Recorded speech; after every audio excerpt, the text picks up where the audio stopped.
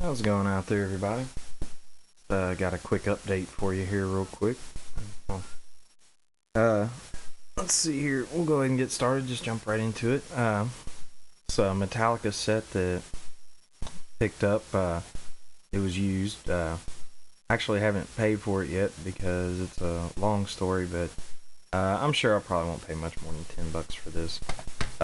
Long story short, I know a guy that works at a pawn shop, and he brings like boxes full of random stuff like this to me and my dad, and we go through them, pick what we want, and move on. He usually sells the rest of the stuff on like eBay or Amazon or whatever, but we've known him for years, and he always gives us first dibs on whatever we want, gives us good deals and stuff. But anyway, this is Metallica Live Shit Binge and Purge. Mexico City, San Diego, and Seattle. It's got 3 CDs and 2 DVDs in here. Opens up and got basically like the fat style CD case, if I can get it out of there. Alright, well, I'll tell you what, since I'm having to do this one hand this way, there we go. Set that to the side, show you what's inside first. Have a booklet here. Just kind of got the set lists and stuff inside of it, what's on each track and all that good stuff. It has a thing here. It's kind of, I think it's a sticker. If I can pick it up. It's got kind of a material-like feel to it. It says, I was on stage with Metallica in 91-92 in the Snake Pit as a special guest of Metallica. 040 on it. Pretty cool. Seems like it'd be a sticker from what I can tell. But then it also has this little thing in here. Pull it out. You can't really tell what it is, but what it is that little guy right there. And if you punch all the holes out of it, you can use it to spray paint it on something, you know, like a little stencil or whatever. But and then it has, obviously, got your discs here. 1, 2. Fell out there. The CDs. These are the 2 DVDs. I watched the first disc. It was pretty cool stuff. I haven't watched the second one yet. I'm listening to the CDs here and there, but put the booklet back in there real quick. Ready.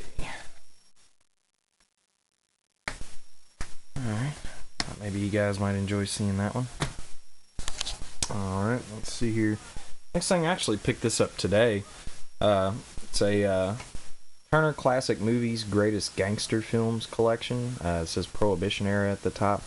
Pretty nice. It's got Little Caesar, Smart Money, The Public Enemy, and The Roaring Twenties all in one set for $15. Picked this up at Target. And what's cool about it is the discs are actually the discs that have, you know, features on them stuff. Public Enemy has Leonard Maltin hosts Warner Night at the Movies 1931 with newsreel comedy short. You know, theatrical trailers, featurette, Beer and Blood, Enemies of the Public, commentary by historian Robert Sklar.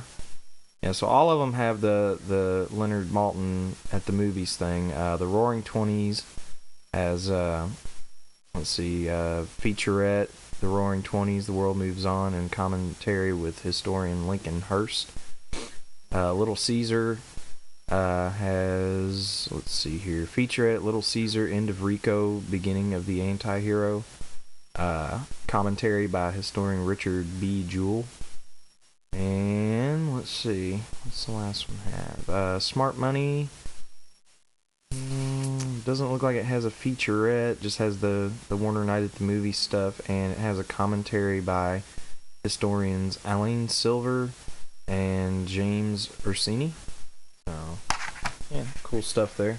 Said some cool stuff. You got, you know, Little Caesar with Edward G. Robinson, Smart Money with Edward G. Robinson and Cagney, Public Enemy, obviously, Cagney and Jean Harlow, and then The Roaring Twenties, which I'm really looking forward to watching because it's Humphrey Bogart and James Cagney in there together, so cool stuff. Right, next two I picked up at the local new and used place, or well, the local used place that I buy stuff from. That I told you guys about buybacks. Got the Almost Famous bootleg cut.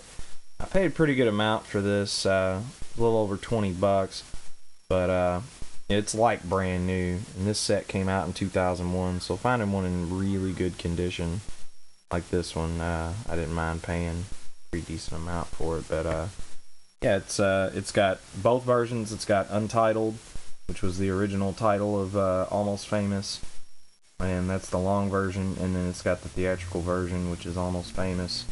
Comes with the Stillwater CD, which has got like I think 6 songs. Yeah, 6 songs from the soundtrack. All the songs by the fictitious band Stillwater. Has a small booklet, not much. Kind of a small one talking about the movie, about the 2 different versions and stuff like that, or whatever. I have watched the other version. It is really cool. It's got mainly extended scenes. There's not really anything that's like brand new about it.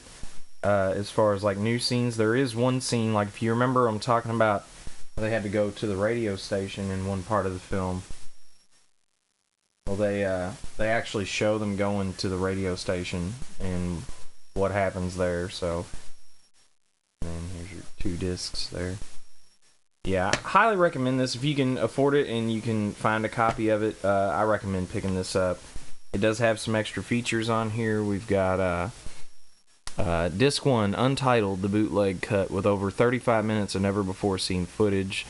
Director's film commentary, interview with Lester Bangs. B-sides, behind the scenes footage. Original Rolling Stone articles with introductions from Cameron Crowe's top 10 albums of 1973, which was really cool, and a music video. Disc 2 is Almost Famous, original theatrical version. Stillwater's Cleveland concert, deleted scenes with director's commentary. Oscar-winning screenplay, theatrical trailer, production notes, cast and crew bios, and more. And Stillwater CD, 6 original Stillwater songs including never before released tracks Love Thing, Chance Upon You, Love Comes and Goes, Hour of Need, and You Had to Be There. Oh, plus Fever Dog. So, cool stuff with that one. And when I picked that one up, I also grabbed Dressed to Kill, Brian De Palma film starring Michael Caine, Angie Dickinson, and Nancy Allen. Now, I've never seen this, and I haven't watched it yet, but I know it's supposed to be really good, and I love Brian De Palma, so... And Michael Caine's cool, Nancy Allen's awesome. I don't think I've really ever seen anything with Angie Dickinson in it, but her name always sticks out to me because Uncle Junior in The Sopranos is always talking about wanting to fuck Angie Dickinson, so... But anyway, it's got some great stuff on here. It's got the unrated version option. It also has the Making of Dressed to Kill documentary, including interviews with Brian De Palma, Angie Dickinson, Nancy Allen, Dennis Franz, and more. Unrated, R-rated, and TV-rated featurette, comparison featurette, sorry. Slashing Dressed to Kill featurette, I'm thinking that has to do with, like, the slashing of the scenes or whatever, maybe. An Appreciation by Keith Gordon featurette. If you don't know who Keith Gordon is, the only 2 things I can really say that he stood out in was he played Arnie Cunningham in Christine, and he was... he was the son in Back to School. Rodney Dangerfield. He was Rodney Dangerfield's son in Back to School. So, anyway, animated photo gallery, menu-based advertising gallery, collectible booklet, and original theatrical trailer. The only bummer about this was this was like $10. The only bummer is no booklet. It says it came with a booklet, but no booklet. Which is a bummer, but, you know, it is what it is. It wasn't that expensive, so.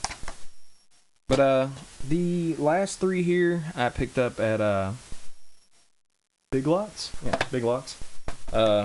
This one was $5. It's a deluxe edition of Friday the 13th, Part 8, Jason Takes Manhattan. Now, all I need is 2, 4, and 6, and I have all the deluxe editions. So, it's pretty good. It's got commentary with Scott Reeves, Jensen Daggett, and Kane Hodder. New York has a new problem. The making of Friday the 13th Part 8. Jason Takes Manhattan / scenes and gag reel. Cool stuff there. The next one was $3. It's Milk Money with Melanie Griffith and Ed Harris. Also has, oh god, I can't spit names out today. They're not showing the names on here. Oh, Malcolm McDowell. It's got Malcolm McDowell in it. He's awesome. It's kind of like a bad guy.